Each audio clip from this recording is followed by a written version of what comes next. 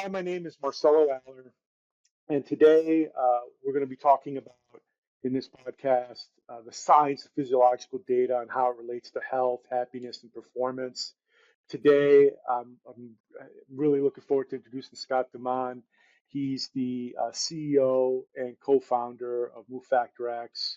Scott is, for me, the epitome of an entrepreneur that has trailblazed in an industry, movement, specifically around movement sensors, and looking at performance analysis and challenging the status quo in taking a different perspective on data sets specifically.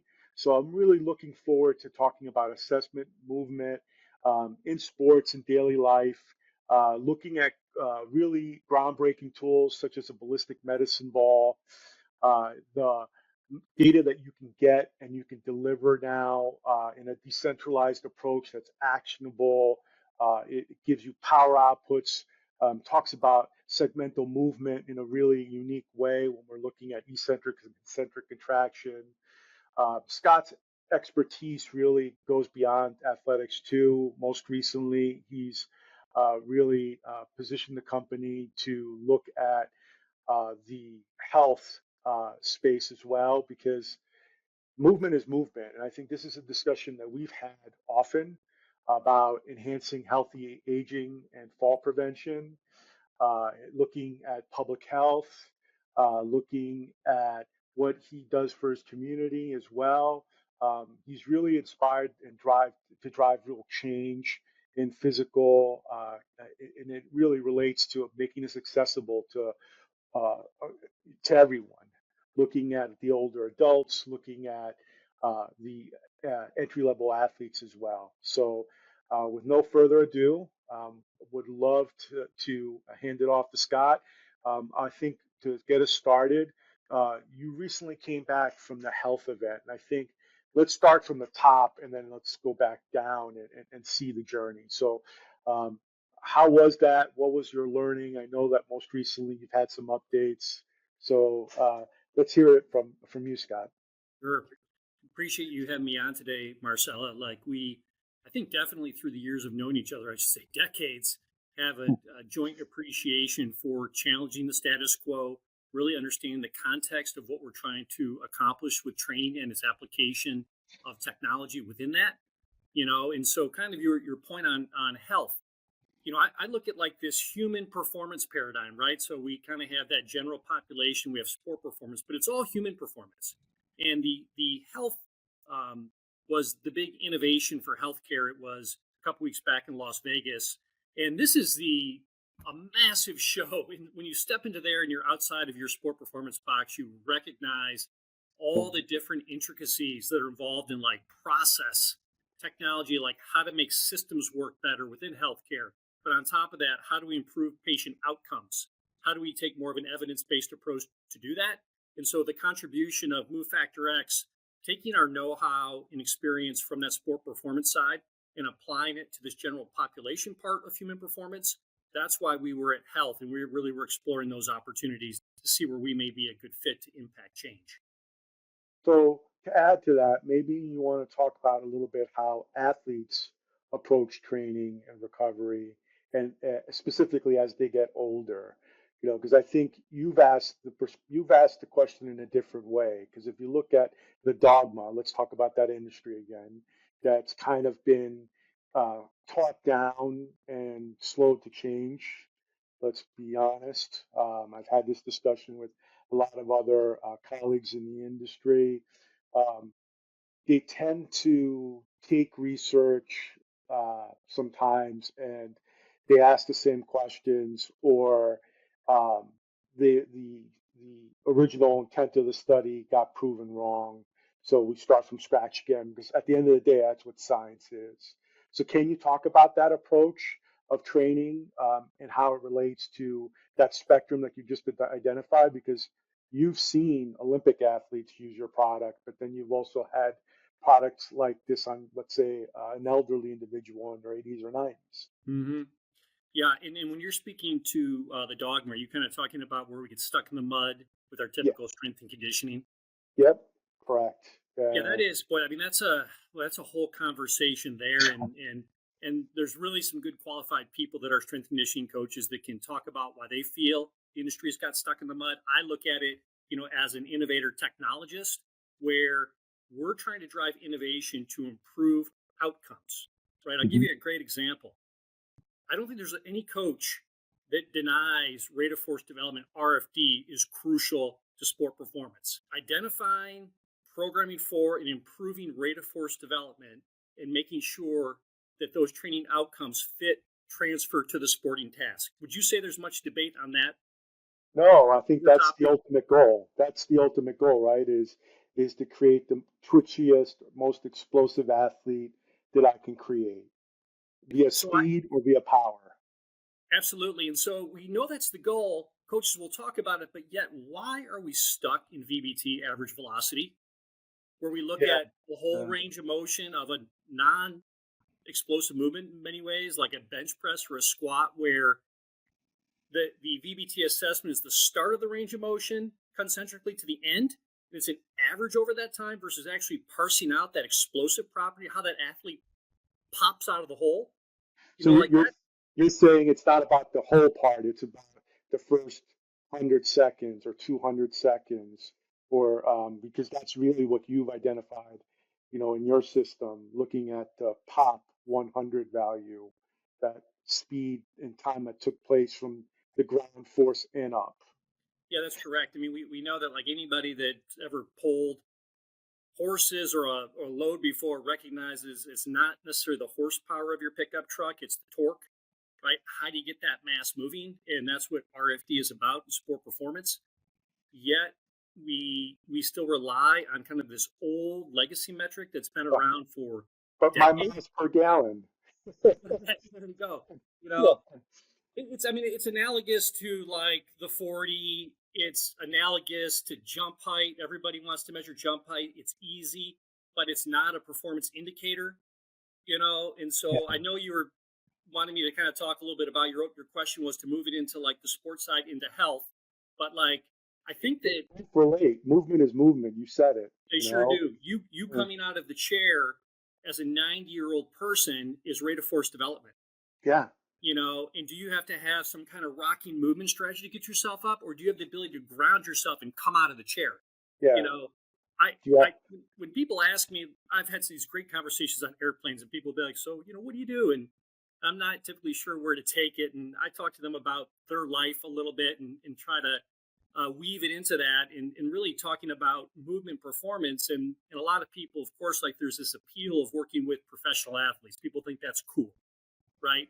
But when I explain to them that sport performance is human performance just at a different level, the same assessment and the training strategies we're putting in to make a professional world class athlete more explosive is the same fundamentals, the same foundation is helping someone get out of the chair.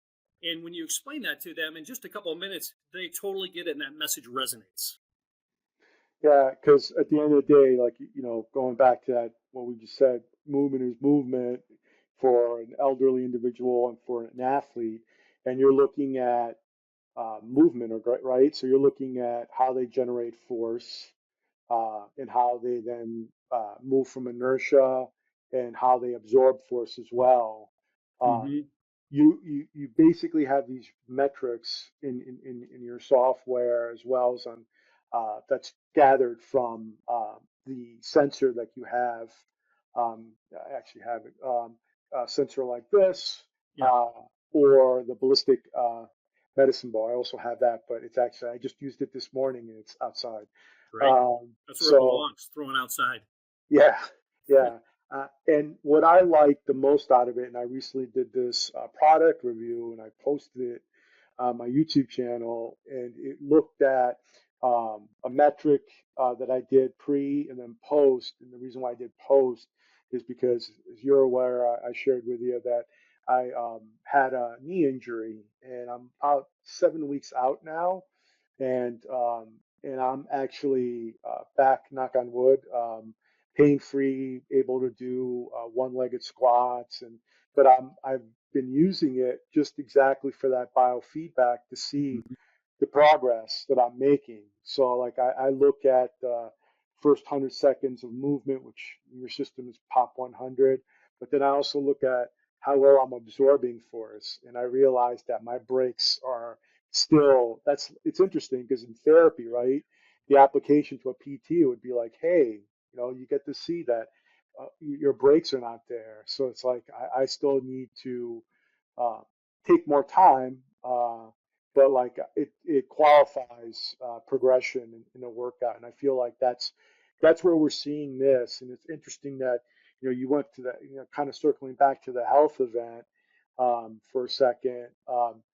Do you feel like Pete, like any the medical professionals that you did interact with, because I know you're part of a group that you've done some testing with, have they received how were they receptive to the data and how you positioned it in regards to your athletic history of using this with like Olympic athletes and NFL and Major League Baseball athletes and all the professionals that you work with?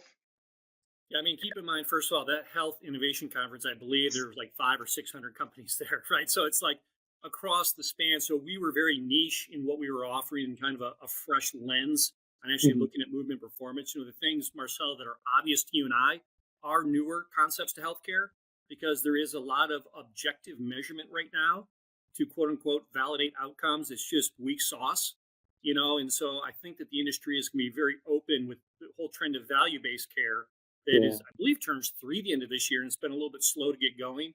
But that's kind of how the culture moves. But we're tracking to be a real viable solution within that value-based care. So I think it's gonna take a little while, But if you look at it like when you look at like the market and back on kind of this movement performance, whether it's general population or more sport, think about the private pay side. You have your chiropractic clinic or your physical therapy clinic or your health and wellness where, or maybe even concierge medicine, where they are taking a more proactive approach. And maybe they will be those early adopters on the healthcare side that say, hey, we need to look at a movement health assessment, like biometrics around how do we stand, how do we function, how do we load eccentrically and transition that load back concentrically, right? Like we're here to make movers. Hmm. Isn't that what it is? We're Yeah. here to make movers. And so I do think there's a very promising opportunity, and it's very logical to transition the know-how that we have from the MoveFactorX from the sport performance side. Yeah, I think the biggest thing and just to add to that is kind of the context, right? It's still in its infancy, and it's just kind of a head scratcher because we've like you've identified, we've been knowing each other for some time, but like we've seen the Google's birth, we've seen the advent of smartphones and what it's done Mm-hmm. through business development side and how it's changing the market space now. And I think the portability, I think the ability to have something that is can be done anywhere, it doesn't have to be done in an office any longer, is going to be the next that future, I think, and where I think every professional is wanting that ability to be able to not have it set in a room. um, I think you're a great example in that you've identified that early on because when you launched this device or this concept, the traditional metrics was a linear transducer Right, and at best maybe a force platform. right. So do you feel like there's been much change, much progress? Well, gosh, you're roping me back into your opener on dogma. I let me backtrack on that a little bit because there's no doubt in my mind the future, like today, the near term future is IMU technology, like the MoveFactorX inertial measurement unit. You put it up less than 1 ounce of ultra Yeah. portable movement sensor technology. Computer vision or markerless mocap, as some people in our space refer to, is Uh, another area that's really going to emerge. That's the future. IMU and computer vision. The the dogma has us still holding on these string based units, right? That yes, dude, they work to give you like displacement or distance and average velocity. Sure, they're very good, but why are we stuck in this methodology that's like decades old? I kind of use the example in the last 5, 6 years. within sport performance, the team space, anywhere from professional sport down to high school youth athletic development, there's been a rapid adoption of buying the tech. Every coach, which one's the best? Is this one better than this one? Nobody asked the question, how should I use this technology? So they ask, what is the best one? So they end up buying a piece of tech. So we have this rapid adoption, but yet we're stuck in methodology that traces back to the 70s and 80s. And a lot of Brian Mann's work within about the last 20 years. And by the way, Brian Mann has told me directly, he's like, I didn't recognize my work to be taken as gospel. You It's know, interesting. He's had the effect of what I would say Dr. Carbonian has done for heart rate training. You know, yeah, 220 minus your age was never right. meant to be used that way. And I think Dr. Mann was just trying to identify muscle profiling, Yes. and it was used. It's been used incorrectly. It's a great tool, but to your point, it's it looks at the average being done, and that's not really reflective of kinetic movement, right? It's Yeah, that's I really think I think going back to that thing is like we have the rapid adoption. We're stuck in this like legacy methodology, and that's the part that's like mind bending to me. We now like with our technology, some other technologies, like you mentioned that initial 100 milliseconds, the first 0.1 second of the movement is our pop 100 metric. We identify your force and velocity very early, and then the 200 milliseconds, and then the rest of the range of motion, which quite frankly, I don't give a rat about, but we're still looking at that end resultant. It's everything you do early that creates that end resultant. The action happens early. And the thing that I've actually learned, where I've actually gone a little bit backwards, is okay, I thought Pop 100 was very novel because no one was looking at that RFD.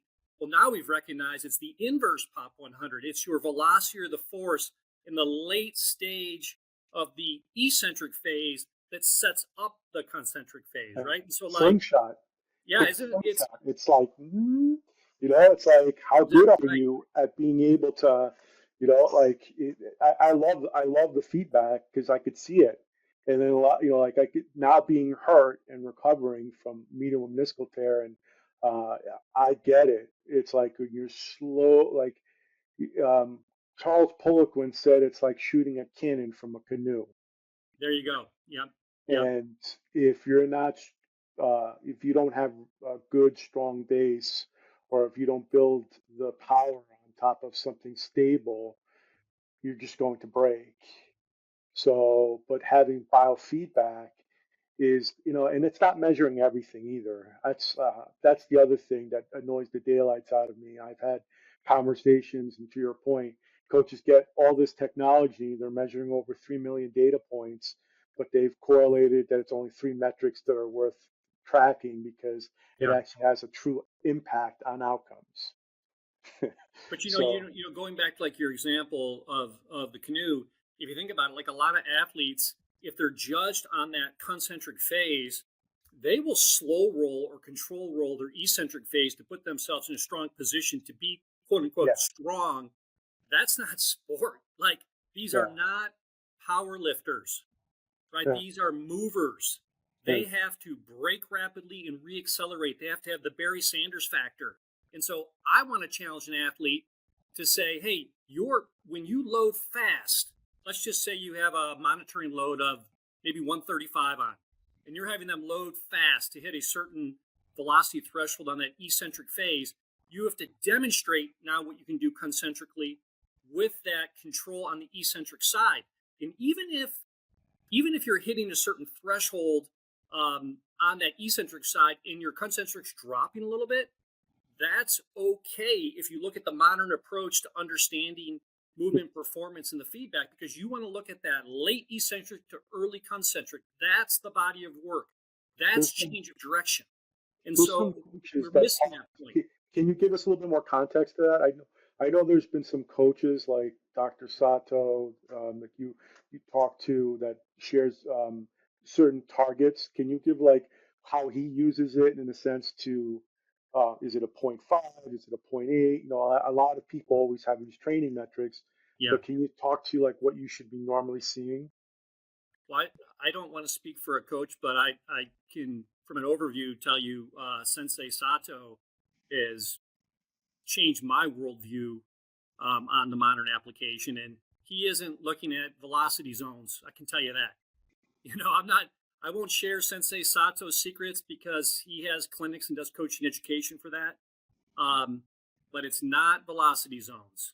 It's not an emphasis on average So velocity.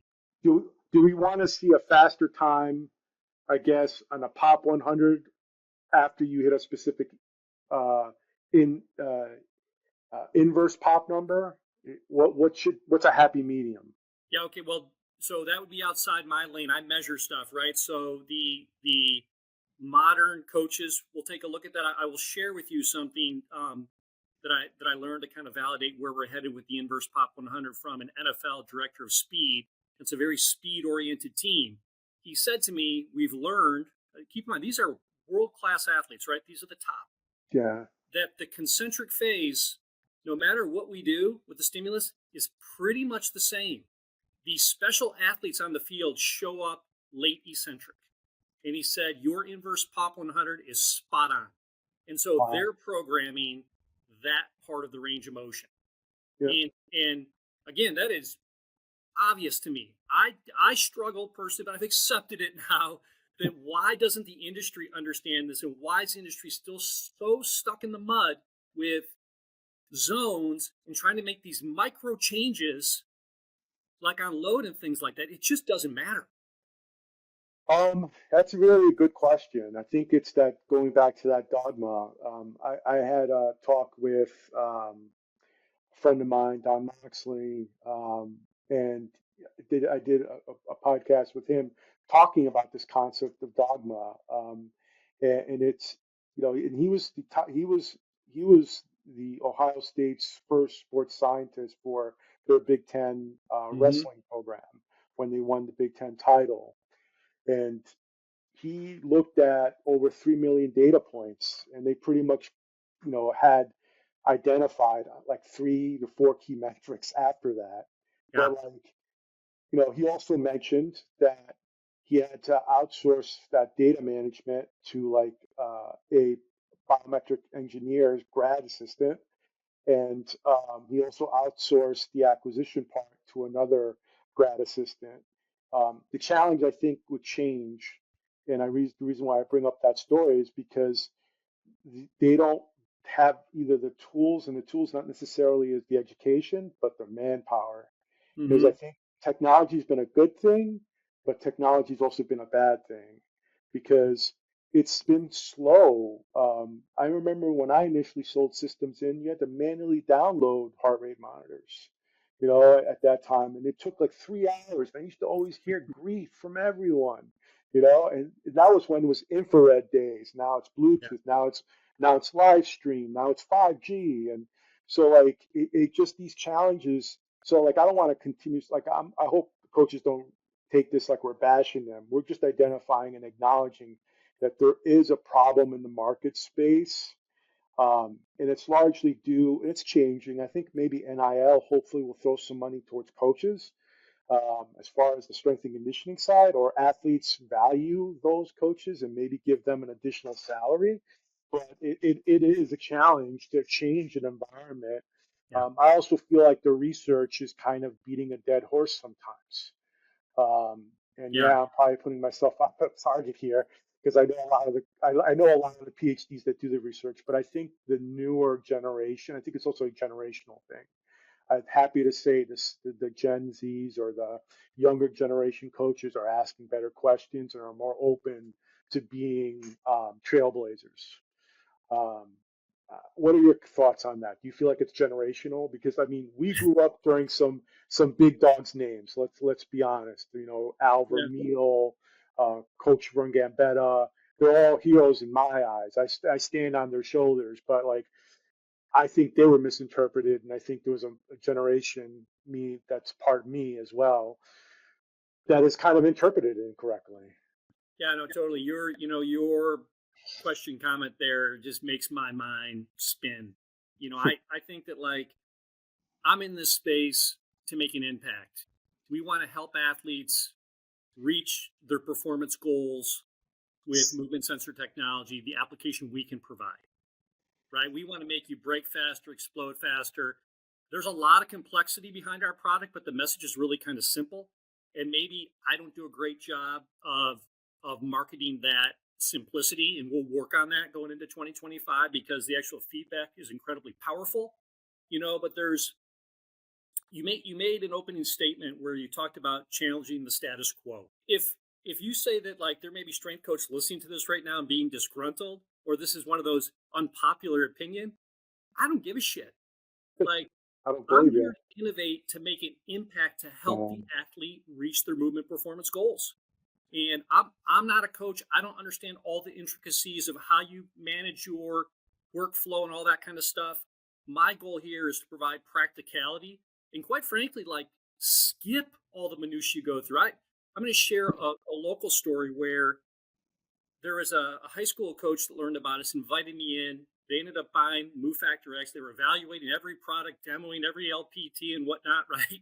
And so I just went in there. I went higher level because we are about, I hate to say higher level because that is the reality, right? Is to make movers.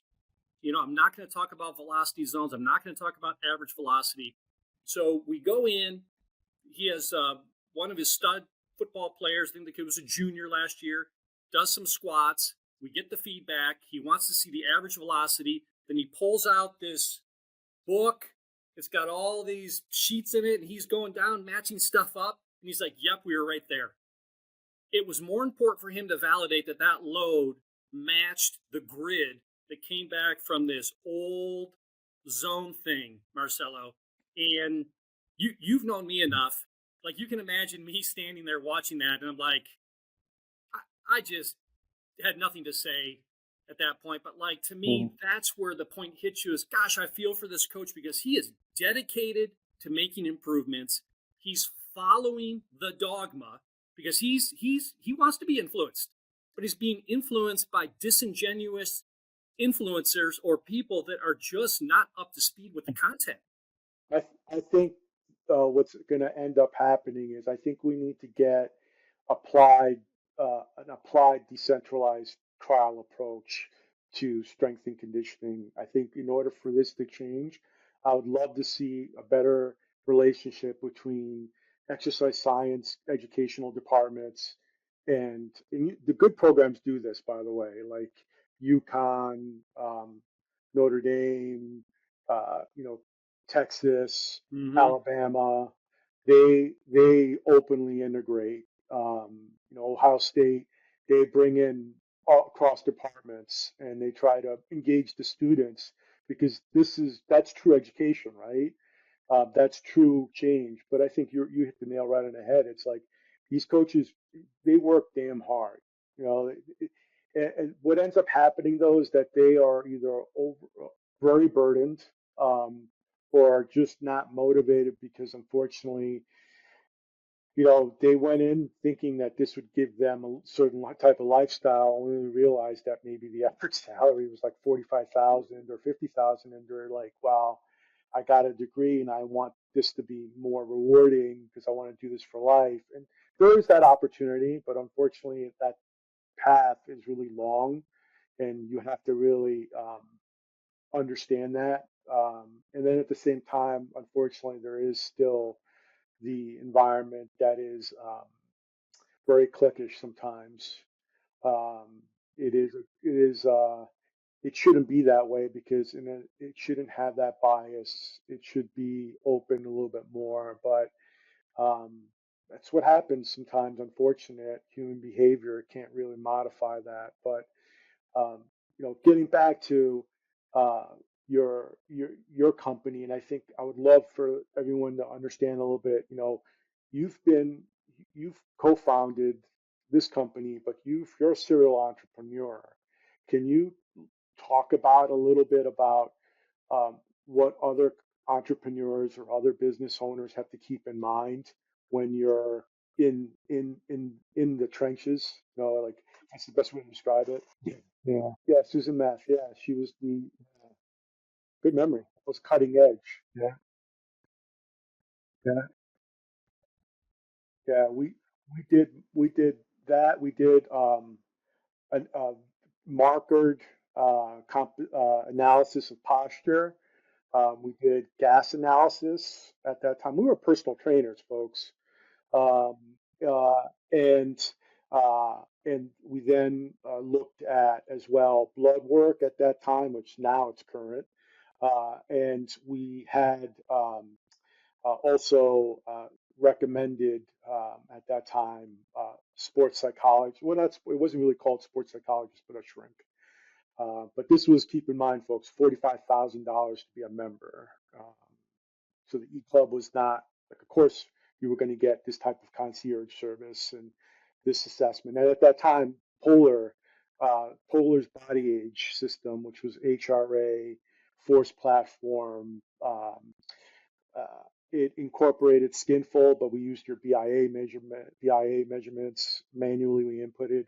It had a slew of HRAs, and based on the lifestyle choices of that individual, they would have a biological age compared to their chronological age. And the pitch was, you're, sir, you're 50 years old.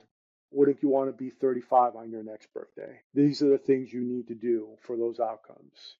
We need to improve. So yeah, it was a big thing for me. We're like, I'm going to see a movie. Yeah, yeah. He's now in Aura. He's with Aura right now. Yeah. Shout out to Aura. Yeah, yeah. I was the first accelerometer. Yeah. I was a PE major. I think also there's a community out there that's tech phobic or has looked at research and interpreted, well, I just got to intend to move fast, right? But we all know eventually what the coach's eye takes so many years to develop, and it's a powerful tool. But like an entry level coach, you could help them by teaching that their coach's eye might not be accurate yet because what a real athlete might look like compared to an athlete that looks it, but your coaching eye can't detect it. And I think data quantifies things. And I think it's not there to replace anyone, it's there to augment what they're trying to do, but also having a history of it. So uh, I still, when a coach tells me no, no, no, I just sit there and I'm like, you gotta have something that basically proves or shows and tracks and trends your system in some capacity. If you're making these statements about recommending this type of training style, and I think Coach Frankel, who's at Beaver Fitness, who was at TRX, who was a researcher that I met a long time ago, really talks to this all the time when he talks, which is exactly that. It's like measure what you're going to do. You're saying that this is going to cause this. Show me it. And I loved him for it because that's where, like, when I was selling heart rate monitors and we were talking about trim scoring, show me that. Yeah, yeah. I've had a coach and a sports scientist friend of mine say muscles don't have eyeballs. So I thought that was amazing because he's like conjugate guy. Like, it doesn't matter. Muscles don't have eyeballs. It's, at the end of the day, movement. Yeah, yeah, yeah. I still have my units. I had the strength for power unit and then I also had the running solution that you guys had as well. So if people go like if Scott will if you follow him on Twitter, he'll actually post some of Dr. Sato's work. And I always love it. Thank God there's a translate feature for in Twitter because he everything's in Japanese. So it's like but like it translates. It's kind of cool. Like there's an example of large learning models and being able to update us and connect coaches around the world. And I agree with you. If I had during that time, I would say Coach Boyle, Juan Carlos Santana, Vernon Gambetta, Al Vermeil, and then for me, the other guy would be Charles Poliquin, God rest his soul. Um, those five probably had the largest influence on me as far as strength and conditioning wise, and or performance and program design. Had me because they all read research, but they also applied it. and most of them are authors, and most of them have talked about it, but also have trained so many people. It was very, very cool. There's some other people that are in my top 10.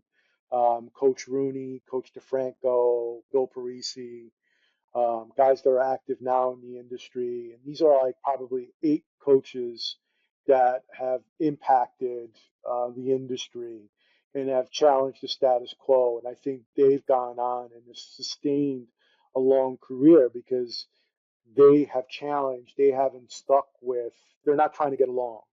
They are trying to push that boundary. Um, I feel like on a tech side, I think we both have contributed to that.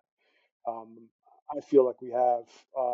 I think to be involved in this game for this long and to promote the health and well-being, because that's really what we're looking at. It's health. How can we improve health? How can you measure health? How can you train with this value in a meaningful way? I've measured my father. I've measured who's 87, and myself, and then younger athletes. And movement is movement. Heart rate is heart rate. Physiological expenditures. If you've identified by age, by gender, that's a network. You definitely have you have the crux of creating an algorithm if you think of it in a very different way. But a lot of coaches are still challenged with it. It's I would say it's progressed, but I think the biggest part that I think we could learn is or suggest for entrepreneurs is to be open. Um, but I also think to prove the model first, as opposed to trying to put the cart in front of the horse, because we both have seen companies that have not stood the test of time. Yeah, yeah. What's the future? Yeah, yeah, and it's no reoccurring SaaS fees either. Yeah, it's a good, better, best model. I mean, I think the companies have to have a app to begin with, in just basic, off the shelf, gives you data. You can do a basic report with it.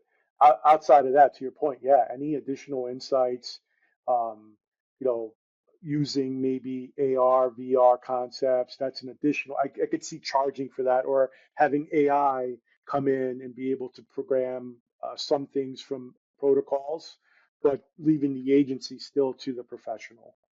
Um, because I think that's where I think the future is going. Overall, I think it's really great to see the next steps. I think that I think would be appropriate to kind of to sum this all up for us and to leave people with is where do you see in 2025 your focus being? So where would and how can people find out about your company and the products if they're looking for more information? Great. And where can people find more information about MoveFactorX? Awesome, awesome. Well, thank you for taking the time to talk to me today. If anyone has questions about this, please leave it in the comment section. If they want to hear other topics that Scott should or myself should talk about, let us know. All right, I stopped recording. I think that went well, man. That was solid 47 minutes. Plenty of content there.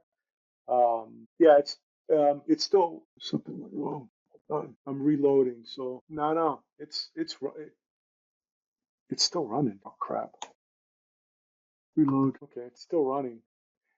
Let's hang up and I will then call you.